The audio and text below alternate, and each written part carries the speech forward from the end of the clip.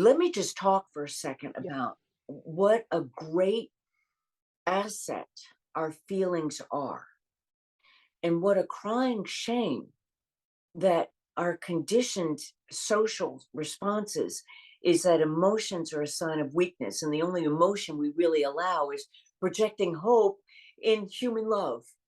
And that's the mirror dance floor, not diminishing that juice that you feel when you feel that human love, but it's just such a small thing. It's our feeling capacity, and that gives us an extra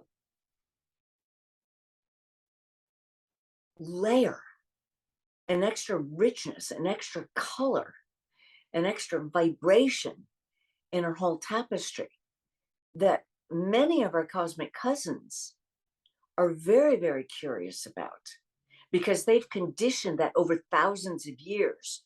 They've conditioned that out of their beingness, if you will. And so they're very, very curious about that in us. And they're very, very curious. Is it a DNA thing? Is it a soul thing? What is that about? And maybe scientists will try to go in a measurement, but they're going to come in from the head, and it's all wrong. You've got to come in from deep within your beingness to understand this. And this is why it is so very, very important to honor your emotions. They don't have to drive you. You don't have to be a slave to them, but pay attention to that vibrational movement. And that is also another reason why it's really, really, really, really important. I'd like for you to multiply that by 112 more times, how important that is. That you get in touch with those old hurts and pains. You don't have to relive them, but let them be transformed. Because the thing is that you will learn from it. So now you will get emotional freedom on the other side of it, but you will have the memory, the sense memory recall of what that is. And so that adds extra notes to your symphony of life, because you're able to play those notes. Again, not relive them. You don't have to relive the pain, but don't let that be a block in your essence, in your physical body, your emotional body, your light body, your mental body, all of the different layers of you. And then once it's transformed, you will have the understanding, which brings compassion to assist someone else on how to transform it. So not only is it very practical and concrete for you, it's a way that you can serve others, whether you speak it, teach it, or just emanate it. And this is important. The other thing that is really, really important is all of those words of love that you didn't speak because you were afraid of being rejected. That fear is a vibration. That love that you felt was something that was rising up and squelched down. That's like a little rock, a little alchemical vibrational rock in your symphony. So if you can't go back and speak the words of love that you squelched, if you feel something kind, speak it, act on it. If something brings you pleasure, speak it and act on it. If the other person rejects that, it's not about you, it's about their ability or inability, because they're afraid of being rejected. They've got their protective walls up. But speak it anyway, because maybe you're speaking it, it frees you up and it gives you more emotional freedom. And it just allows you to feel the expansion and more vibrations in you. And maybe that's just one seed that you've planted in that garden of somebody who rejected it because they're in pain. But somebody else speaks something kind, somebody else speaks something kind. And it's the fourth or fifth or sixth one that opens them up.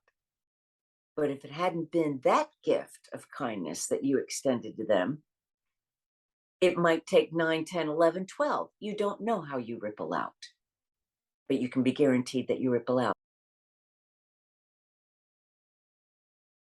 Really honor the emotions and don't do an intellectual bypass to your spiritual growth.